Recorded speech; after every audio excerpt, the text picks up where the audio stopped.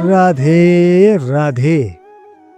श्री कृष्ण चरितमृतम भाग 10।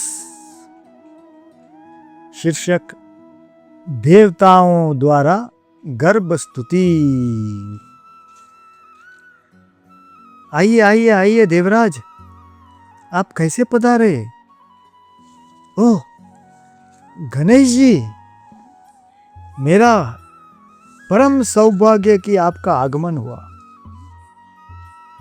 अरे मुझे तो विश्वास ही नहीं हो रहा है, आप कार्तिकेय जी है ना?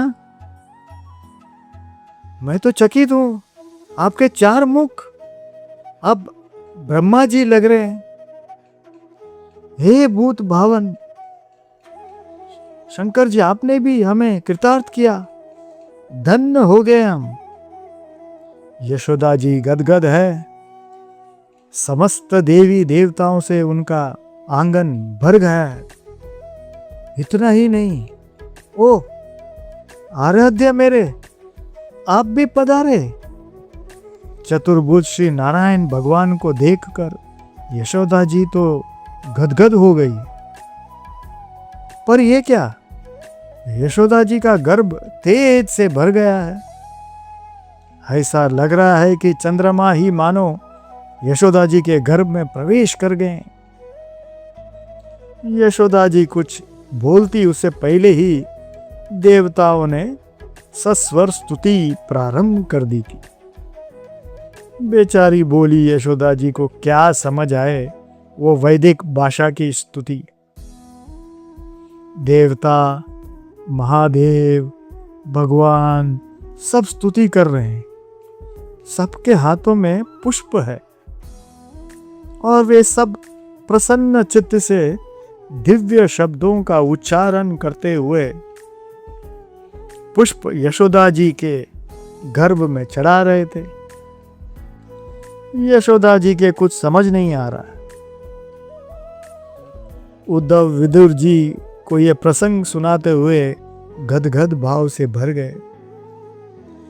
हे तात विदुर जी, वो जो स्तुति की थी, देवों ने वो गर्भ की स्तुति की थी। गर्भ। हंसे स्वयं भाव में उद्धव, फिर बोले गर्भवास का दुख कष्ट अपार है और गर्भवास को आध्यात्मिक व्यक्तियों ने निंदनीय भी बताया है। पर धन्य है ये यशोदा जी का गर्भ, जिसमें आज स्वयं अजन्मा जन्म ले रहे। हे प्रभु, आप सत्य स्वरूप हैं। देवों ने स्तुति शुरू कर दी थी। आप सत्य व्रत हैं, आप सत्य संकल्प है, आप ही सत्य हैं। आपको हम सबका बारंबार नमस्कार है। देवताओं ने पुष्प चढ़ाए। वे पुष्प यशोदा जी के उदर में आकर गिरे।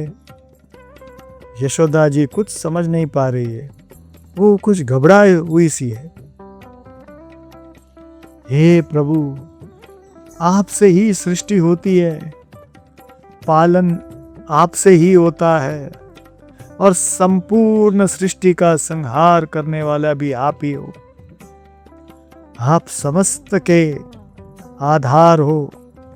आपके चरणों में हम समस्त देवों का बारंबार नमन है। देवताओं ने फिर पुष्प छोड़े यशोदा जी के गर्भ में। यशोदा जी फिर घबराई।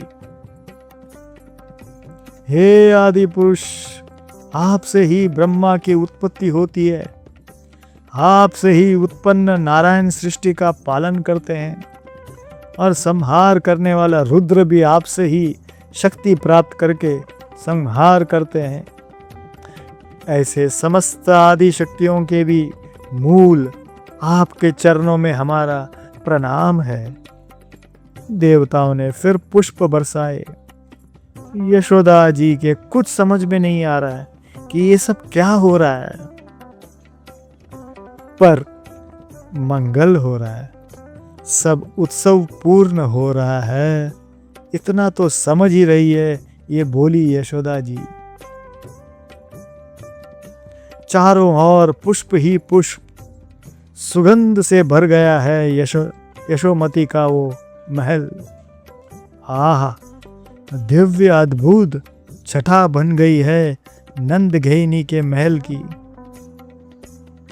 यशोदा, ओ यशोदा, उठो, देखो ब्रह्म मुहूर्त का समय भी बीता जा रहा है। यशोदा, उठो उठो। यशोदा जी को पौर्णमास ने आकर जगा दिया था।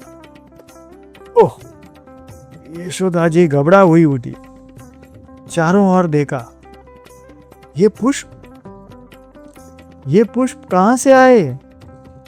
पौर्णमासी ने यशोदा जी से पूछा। यशोदा जी कुछ कहती उससे पहले ही पौर्णमासी ने कह दिया, अरे ये पुष्प पृथ्वी के नहीं हैं, ये पुष्प किसी दिव्य लोक के हैं। ये दिव्य सुगंध। पौर्णमासी आनंदित हो उठी। हे बृजेंद्र गैनी, तुमको क्या बताऊं मैं। यमुना के किनारे नंदराय बैठे हैं, उनको देखकर तो मुझे ऐसा लगा कि वो अब मनुष्य नहीं है, देवता बन गए हैं। क्या क्या कह रहे हैं आप? यशोदा ने जैसे ही ये सुना, नंद जी देवता बन गए, घबराई यशोदा जी, दौड़ी यमुना जी के किनारे। अरे यशोदा, तू कहां भाग रही है? अब मेरे कहने का वो मतलब नहीं था। पौर्णमासी चिल्लाती रही, पर यशोदा जी घबरा हुई है। उन्हें डर लगा है कि कहीं मेरे पति चार मुख वाले ब्रह्मा तो नहीं बन गए। ये कहते हुए उद्धव हंसे। विदुर जी की भी सहज में हंसी छूट गई। फिर आगे क्या हुआ उद्धव? विदुर जी ने पूछा। तो उद्धव उन्हें आगे की बात बताने लगे। सुनिए ना, सुनिए। यमुना के किनारे नंद जी जहां बैठे थे वहीं पहुंच गई यशोदा जी। ध्यान में मग्न है नंद जी। उनका मुखमंडल अत्यंत तेज पूर्ण हो गया। परम शांत है उस समय नंद जी। यशोदा जी ने झट से जाकर उनका हाथ पकड़ लिया। अरे क्या हुआ? बड़ी घबराई हुई हो? नंद जी ने मुस्कुराते हुए यशोदा जी से पूछा। अजी देखो ना, मेरा मन आजकल बहुत घबरा रहा है। मैंने अभी एक सपना देखा कि बड़े बड़े देवता भगवान सब मेरे आंगन में खड़े हैं और हाथ जोड़कर कुछ बोल रहे हैं, फिर मेरे उदर पर फूल चढ़ा रहे हैं। और इसे मैं मात्र सपना कैसे कहूं, क्योंकि पुष्प अभी भी है मेरे महल में। मैं तो घबरा गई। पर मैया, आप घबराई क्यों? मनमुख आ गया था। वो अपनी हंसी रोक नहीं पाया, हंसते हुए पूछ लिया, क्यों मैया, क्यों घबरा रही हो? क्योंकि मनसुख लाला, देवता भी 4 मुख के, 5 मुख के, 6 मुख के, और वो लोग कुछ भुदभुदा भी रहे थे। मेरी तो कुछ समझ में भी नहीं आया। और फिर ऊपर से तुम्हारी पौर्णमासी माता आ गई। उन्होंने कह दिया कि तुम्हारा पति तो देवता बन गया।